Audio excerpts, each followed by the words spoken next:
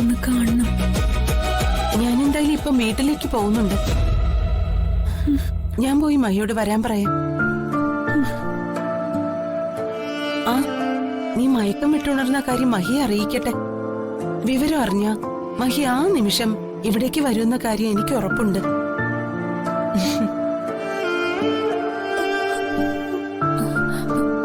അവിടെ എന്റെ മുറിയിലൊരു ഡയറി ഇരിപ്പുണ്ട്. അതൊന്ന് എടുത്തോണ്ട് വരാമോ? ഞാൻ പോകുമ്പോ ഡയറി എടുത്തോണ്ട് വരാം. ഞാൻ മഹിയെ ഒന്ന് വിളിക്കട്ടെ.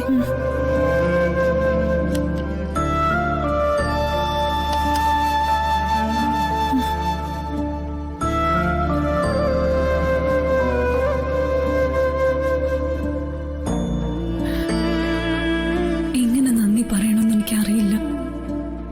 മാഷിനോടുള്ള കടപ്പാട് ഈ ജീവിതകാലം മുഴുവൻ എനിക്ക് വീട്ടാനും പറ്റില്ല.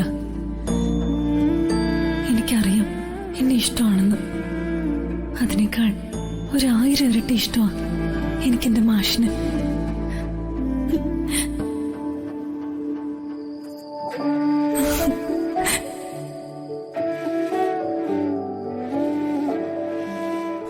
Chinnu, I love you, Chinnu.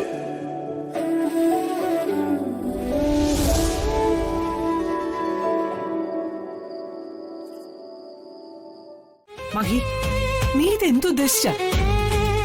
Ramesh ചോദിച്ചത് നീ കേട്ടില്ലേ? എന്താ നിന്റെ ഉദ്ദേശം? ഈ വലിയ വീട്ടിലെ ആൺപിള്ളേരെ ഒരു പ്രായമാവുമ്പോ വീട്ടിലെ ചെറുപ്പക്കാരികളായ വേലക്കാരികളോട് ചില ചില്ലറ കുരുത്തക്കേടുകളൊക്കെ കാണും.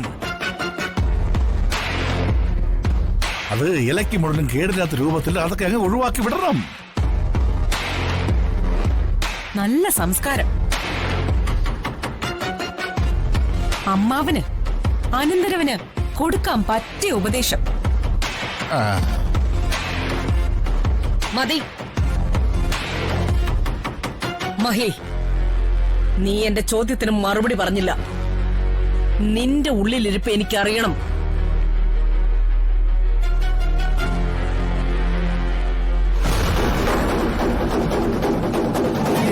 എന്റെ ഉള്ളില് ചിന്നുവാണ്.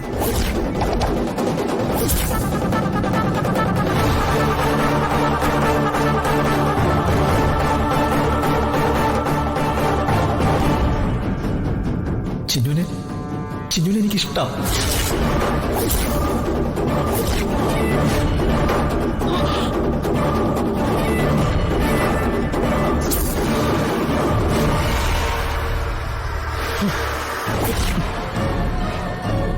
നീ എന്താ പറഞ്ഞത്? ചിന്നു എന്റെ ജീവനാ. അവൾക്ക് വേണ്ടി ഞാൻ എന്റെ ജീവൻ കളയാൻ പോലും തയ്യാറാ. അത്രയ്ക്ക് ഞാൻ അവളെ സ്നേഹിക്കുന്നുണ്ട്.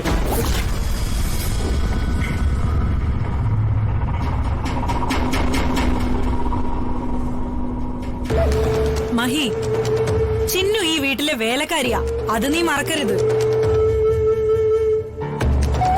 ഈ കുടുംബത്തിനൊരു നാണക്കേട് നീ ആയിട്ടുണ്ടാക്കരുത്. അത് പറയാനുള്ള യോഗ്യതയൊന്നും എടുത്തിക്കില്ലല്ലോ. ഈ വീട്ടില് അമ്മയുടെ സമ്മതത്തോടുകൂടിയാണോ ഏട്ടത്തി മരുമകളായി കയറി വന്നത്?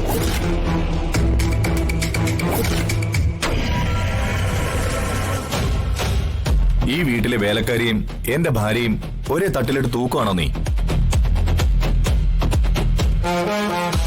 എന്റെ ഭാര്യയെ പരസ്യമായിട്ട് അപമാനിക്കാൻ നീ ആരടാ? നീ മിണ്ടരുത്. മഹിക്ക് തോന്നിവാസം ചെയ്യാൻ ധൈര്യം കൊടുത്തത് നീ ഒറ്റ ഒരുത്തനാ.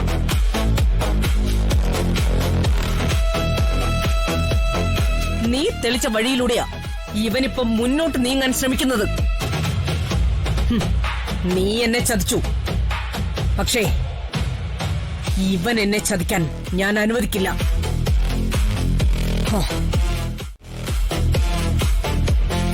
ദക്ഷയെ പോലെ നല്ലൊരു കുട്ടിയെ ഞാൻ നിനക്ക് വേണ്ടി കണ്ടുവച്ചു. അവളുമായി ഞാൻ നിന്റെ കല്യാണം ഉറപ്പിക്കുകയും ചെയ്തു. അതിനെല്ലാം സമ്മതം മൂളിയ നീ ഇപ്പോ ഈ ചെയ്യുന്നതെല്ലാം ശരിയാണെന്ന് തോന്നുന്നുണ്ടോ നിനക്ക്? വിവാഹം കഴിക്കാമെന്ന് വാക്ക് നൽകിയ പെണ്ണിനെ ചതിച്ചുകൊണ്ട് വേലക്കാരിയുടെ പിന്നാലെ പോകുന്നത് അന്തസ്സാണോടാ? എടാ നിനക്ക് കല്യാണത്തിന് ഇഷ്ടമില്ലായിരുന്നെങ്കിലേ ദക്ഷയായിട്ടുള്ള ആലോചന വരുമ്പോൾ തന്നെ നിനക്കിത് പറയണമായിരുന്നു. ഞാനപ്പോ നിസ്സഹായ അവസ്ഥയിലായിരുന്നു അമ്മേ. അമ്മ പറയുന്ന വാക്കുകൾക്ക് എതിരെ നിൽക്കാനുള്ള ത്രാണി അപ്പൊ എനിക്കുണ്ടായിരുന്നില്ല. ചിന്നുവിന് എനിക്ക് ഇഷ്ടമെന്ന് പറയാനുള്ള ധൈര്യം അപ്പൊ എനിക്ക് കിട്ടിയില്ല. തറവാട്ട് മഹിമയും പാരമ്പര്യമുള്ളൊരു വീട്ടിലെ പെണ്ണാണ് ഞാൻ. സൗന്ദര്യത്തിന്റെ കാര്യത്തിലും ഞാൻ ആ അടുക്കളക്കാരിയേക്കാൾ മുന്നിലാണ്. എനിക്ക് മഹിയെ ഒരുപാട് ഇഷ്ടമാണ്. എന്നെ പോലുള്ള ഒരു പെണ്ണിനെ തള്ളിക്കളഞ്ഞ് അവളെ പോലെ താഴെക്കിടയിലുള്ള ഒരു പെണ്ണിനെ കല്യാണം കഴിക്കുന്ന കാര്യം മഹിക്ക് എങ്ങനെ ചിന്തിക്കാൻ കഴിയും? സ്നേഹത്തിന് പണക്കാരനെന്നോ പാവപ്പെട്ടവനോ എന്നൊന്നുമില്ല പക്ഷേ സ്ഥാനമാനങ്ങളും യോഗ്യതകളും ഒന്നും പ്രേമത്തിനൊരു മാനദണ്ഡമല്ല.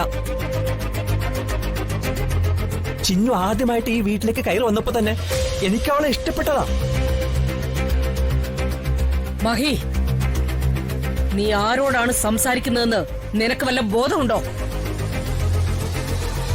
നീ നാളെ താലി കെട്ടാൻ പോകുന്ന പെണ്ണാണ് ദക്ഷ.